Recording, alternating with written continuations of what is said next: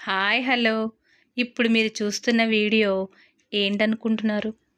అది కుంభమేళా సంబంధించిందండి. ఆయనే మా ఆయన గారు కుంభమేళా వెళ్ళారు.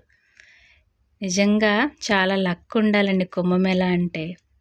చూడండి, అంత నైట్ కూడా ఎంత జనం ఉన్నారో.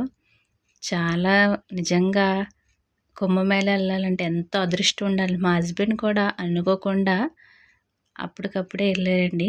నిజంగా చాలా లక్కీ ఫెలో. ఎవరికో కానీ అదృష్టం దక్కదు. రాత్రైనా జనం మాత్రం ఫ్లోటింగ్ చూడండి ఏం తగ్గలేదు. అందులోని ఈరోజు చోళంగి అమావాస్య అంట. అందు గురించి చాలా విపరీతంగా ఉన్నారంట జనం. న్యూస్లో కూడా చెప్తున్నారు కండి, చాలా తొక్కిసలాట్ల ఇబ్బంది అయిందని. నేను చాలా భయపడ్డాను. ఏంటి అప్పటికప్పుడే వెళ్తున్నారు, రిజర్వేషన్ వద్దన్నాను.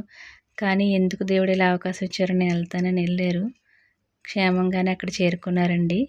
మొన్న 28న బయలుదేరితే ఈరోజు అంటే 29th ఎనిమిదో ఎంతో అయిందటండి. ఒక దగ్గర 14 మెంబర్స్ వెళ్ళారు. Lucky fellow. కానీ చాలా సాహసం అండి. పిల్లలతో గట్టా వెళ్ళామంటే కంపల్సరీ రిజర్వేషన్ ఉంటేనే వెళ్ళాలి, లేదంటే చాలా ట్రబుల్స్ పడతాం. మా ఆయన గారు సింగిల్గా వెళ్ళారు కాబట్టి అప్పటికప్పుడు అనుకున్నా వెళ్ళడానికి అయింది. కానీ ఫ్యామిలీతో అయితే పక్కాగా రిజర్వేషన్ అయి ఉంటేనే వెళ్ళాలండి. ఓకే, థ్యాంక్ యూ అండి.